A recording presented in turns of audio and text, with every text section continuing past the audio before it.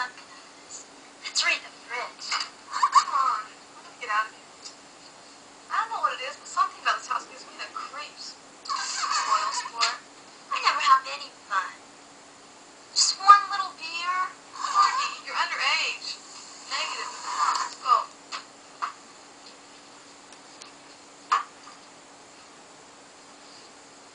Courtney, come on. Courtney.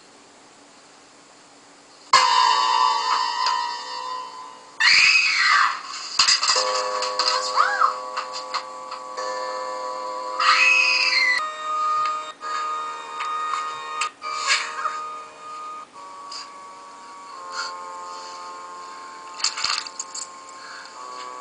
I love you, Val.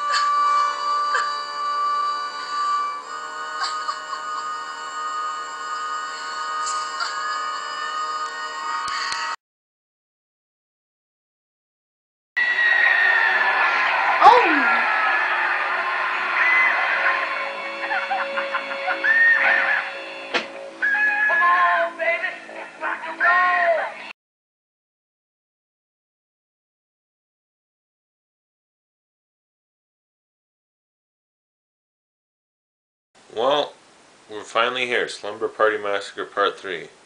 The final part in the sometimes great series.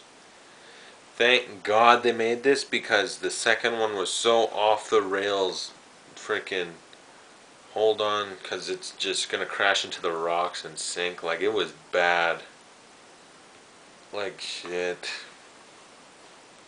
And the first one was so good. That's like a cult classic. That's like, you could put it up there, lower than, but not on the same level. It's better than the first Friday the 13th, not as good as the first Halloween. Maybe on the same level as the first Nightmare on Elm Street, I don't know. Is that too much praise? Because honestly, I really like that movie. It seems like it could have ended up being a gigantic franchise. Thank God it didn't, because I think the first movie and third, the only good ones. Number 2, dog shit. Dog shit movie. Can I just talk about it again? That stupid ass killer, as interesting and inventive as it was, they did nothing with him. Oh, like an hour or so of just that chick having dreams and nightmares of that guy, so we like see him doing weird imagery stuff of just like dancing or whatever. And then when he shows up, there's no explanation why he was in dreams, but all of a sudden he's in real life. No explanation who he is, why he's killing people. First one, we get it. The guy escapes from an asylum. He's gonna kill people because he's crazy. This guy is in your dreams. No, he's real. Oh, why is he there? How'd he get there? Why does he have all this? Why is he killing people? Fuck, if they tried to know, they didn't care. They're just like, fuck, let's take a John Travolta Elvis type dude or whatever, give him a guitar with a drill. Okay, let's put him in the last 10 minutes to kill him.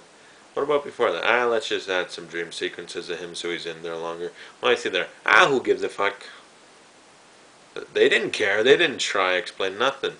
This one, after all, they did more of a suspense. In the first one, you know who's killing from the moment it starts.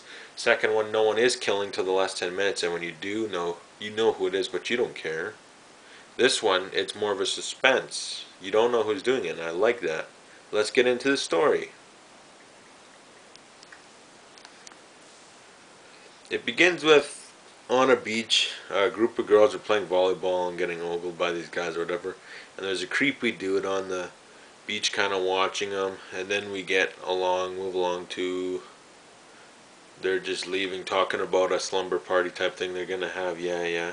One of them goes to her car, gets in, and then she gets, like, her arms are held behind her because the guy's in the back seat. My only problem is, again, why don't people ever see in the back seat? When you walk up to your car, wouldn't you, like, notice if, like, there's a dude in the back seat with a gigantic drill? It insults our intelligence a little just because you'd think someone wouldn't see a dude in the back seat with a gigantic drill. But whatever, no one ever does. I mean, on Texas Chainsaw Massacre, the remake, the same thing happened. Freaking Leatherface is how big? He's got a chainsaw. No, no, was it the... No, it was Texas Chainsaw Massacre the beginning. If you've seen that, you'd remember. Freaking chick gets in there. Leatherface is how gigantic of a guy with a chainsaw. He's in the backseat. You can't notice him. Like, is he laying on the floor of the backseat of the car? Because I don't think he fit. Leatherface is pretty fat. And this guy was like, must have been crammed underneath the seat. Or, no, he wasn't. They just put him in there for the next shot, so he popped up. There's no explanation why he's there. I just hate that. I will nitpick that because that is a terrible cliche that no one ever can make believable. But whatever, she gets drilled. It's gruesome. Like, it's freaking popping out. It's sticking out of her chest, chewing her up, and she doesn't die for like so long. It was gruesome. But then one of the other chicks goes home, and her neighbor, Morgan or whatever, was in the house because it was supposedly an open house or something, and he was checking it out, but he's acting very nervous and creepy. So that makes her a little suspicious or whatever. And then eventually the party does start, and then Morgan's across the street just looking through a telescope watching them the whole time. So yeah, he's kind of a creep. But whatever, it comes back later. The party starts and they spot that creepy dude from the beach. Whatever, he's outside the window with like an address book or something. He drops in and runs away. And he later comes back, sneaks in the basement through open window. So they call the cops, and the cop is a freaking moron. He just dismisses it. Ah, it's a prank. Who cares? Some guy outside your house. Whatever. He left. Guy's a douche. And like even later they call the cops and he's a dick. One of the girls, Juliet, I only know her name because they kept saying it over and over. And the other dude, what's his name? I forget what the other dude's name is, but they have sex and then he's leaving. And then she goes and... It was funny. Here, I'll just show you the scene, okay? Go, I'll see you downstairs.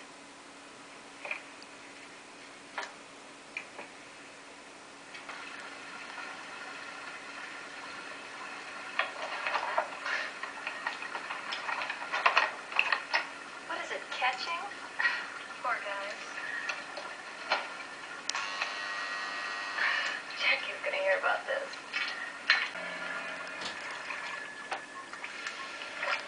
Ken?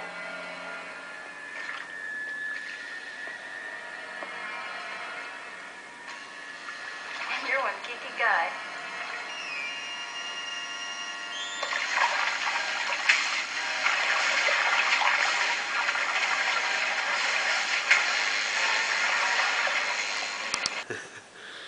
Oh man, that is my favorite kill of the movie. Besides the first movie with the fridge bit, this is hilarious. That electrocuted by a dildo. Oh, and they never said who killed her though. I would believe it's the creepy ponytail dude that broke into the basement, but there's some red herrings. I mean, the neighbor Morgan's creepy. He's just watching him though, which sets up when he calls the cops much later. The dude that broke into the basement, I'm assuming he's the one who electrocuted her. They never say. So this film does have some flaws because they never explain some things, which really would have helped. But then anyway, her friend goes and looks for her and follows a trail of like soap and water to find her stuffed in a closet in a plastic bag. And the guy just slept with her is real depressed and he's sad and he's scared. So he and this other dude go to find help. Leads to a fight. The one dude gets chainsawed on the ankles and then gets left there. He doesn't, I don't know if he died or what, he just got left there, like he couldn't move, and if he did he just crawled away ever so slowly. So whoever knows what happened to that guy. But then the girls call the cops again, and the fucking dumbass, what a douche, he doesn't believe nothing. Like, watch. Who is this? Hello? This is Jackie Cassidy. I called earlier. You're still at it, huh? No, you've got to listen to me. There's been a murder. It's one of my friends, Juliet. She was upstairs. One of my other friends went to look for her. They found her stuffed in a garment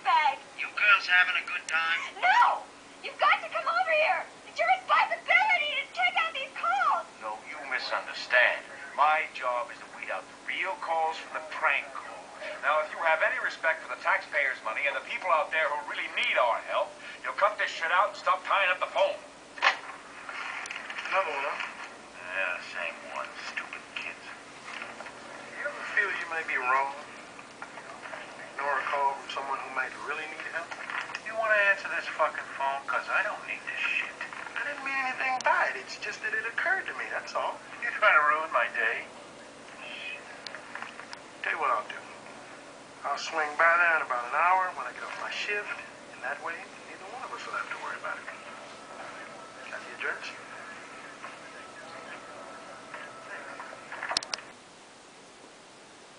So yeah, his partners, I love his partner because his partner has some common sense. Hey, like, maybe you should check it out. And the other guy, fuck, I'm not checking nothing. It's always a prank. No one ever calls the police for real. That guy should get fired. Anyway, the dude that chainsawed the guy's ankles, he leaves him there, and then he goes to a weird shrine or something. He has pictures of his uncle and stuff, and grabs the drill. Goes back to the house, goes mad, wild, crazy, just killing everyone he can. Kills all the guys, some of the girls, like he's just drilling, killing, whatever. Eventually gets blinded, and he's flailing around, which I thought was great. It was kind of suspenseful, kind of like really you got the sense that he'll kill him, whatever. He has to flail around to do it. Reminiscent of Michael Myers in Halloween 2. When he got his eyes shot out, that was a similar thing. But then Morgan sees the dude drilling people and such, so he calls the cops. The cop will listen to Morgan, obviously. Frickin' dick. But then the dude gets harpooned in the leg, which was set up earlier because the chick says her dad is on a hunting trip or whatever, and she said something like he's a fisherman and he has a harpoon in case Moby Dick shows up. Well, they used a harpoon on Tiny Dick or something, because why did the chick have the dildo again? She said something about he sucked at, I don't know, he couldn't satisfy herself. He got harpooned. Then eventually the dude's flailing around because he gets blinded. Hits one girl, tries to like basically rape her. He's having sex with her just about. Then she like ball shots him or whatever, tries to get the drill. He takes it from her, drills her hands off almost because her hands around him trying to stop him. Then get boom, boom, drilled, killed. Then the other girls eventually gang up on him after he flails around some more looking for them. And frickin', I forget the chick, but she like guts him, like takes his drill and murders him. And at the same kind of time we realize that the guy only did all the drilling and killing because his uncle kind of psychologically made him crazy and want to do it or something. They didn't explain that either. This movie has flaws because they don't explain some things and let some things just kind of, it's there and then it just goes over our heads. And like the dude that broke in, I will look it up, maybe I missed it, but him and the reason why the uncle was so evil, like, no explanation. You done?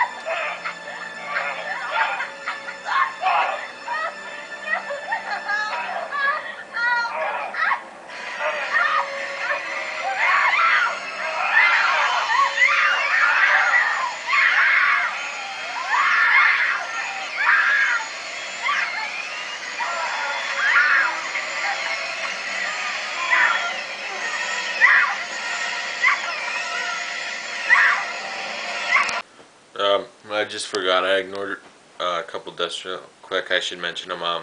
There's a pizza girl that gets chased down the street and drilled, and then there's a dude that gets kicked out of the party and he wants to get back in, and the mass killer stabs him, impales him with the house for sale sign. Those are good too. Good movie though.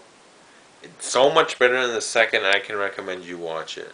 Compared to the first, nothing. The first has this one beat by so much, but this one is way better than the second. Like the second is something. Oh, frickin'. Like I'll never watch it again. You'd have to pay me to watch number 2 again. Number 1 and 3 I'd watch again gladly. So yes, I can recommend you go watch this. And next review coming. I kind of trying to leave a hint, but whatever. This is the next one coming. Probably tomorrow. So look for that after you see this, I guess, or whatever. And then I think pretty soon I will have a review of another movie. Okay, drum roll please. Yeah, so, and I believe that would be like review right after I see it. Like I'm going to the theater, because my class actually has a free trip to go see a movie in theaters, and I believe that'll be the one I see. So who knows how I'll do the review. I might even do it on the freaking bus or something, I don't know. And after the thing, I believe I'll be reviewing Disturbia. And normally I would have reviewed this, but I haven't seen it in a while and I want to watch it so I have every little thing I can talk about. I really love this movie. Jack Brooks' Monster Slayer. And I think I'm going to go try find it at a store and buy it. Like I'll go to Future Shop or somewhere. Because I really do love that movie and I want to review it. And I could, but I have only so much left in my brain that it just wouldn't be as good as if I seen it more recently. So maybe sometime in November. It'll be like whatever I couldn't fit in October. If I have free time in November, I get more horror reviews in, or January or something. Which would probably be the time I start reviewing other movies like Hatchet, which I'm going to see soon. Not in this month though, I do not have the time. And maybe I'll see See No Evil again. Won't review it though, you know why? I'll put it this way. This is the quickest review I can give. Pro wrestler Kane pretends he's a... No, Pro wrestler Kane is a serial killer. He has a hook. He's going to rip your eyes out and hook you in a dirty hotel and you're going to die. His wrestling persona, from what I remember, is so similar to his character in that movie because I guess his character of his wrestler is just as nuts. Another one I want to review, not quite sure. If I find some kind of time in November, I will, just because as one of the other couldn't fit in October, maybe in November. Yeah. And then November, it's all war month, basically. And December, it's Christmas month. Oh, also, freaking, I'm just trying to take up time, I'm sorry. But coming up after Disturbia, I'll finally review one of the greatest horror movies ever, and then the Hostel series. So if you enjoy any of those movies and want to see me review it, go ahead and look for them. Whatever. And Texas Chainsaw Massacre and Halloween also coming soon. So yay!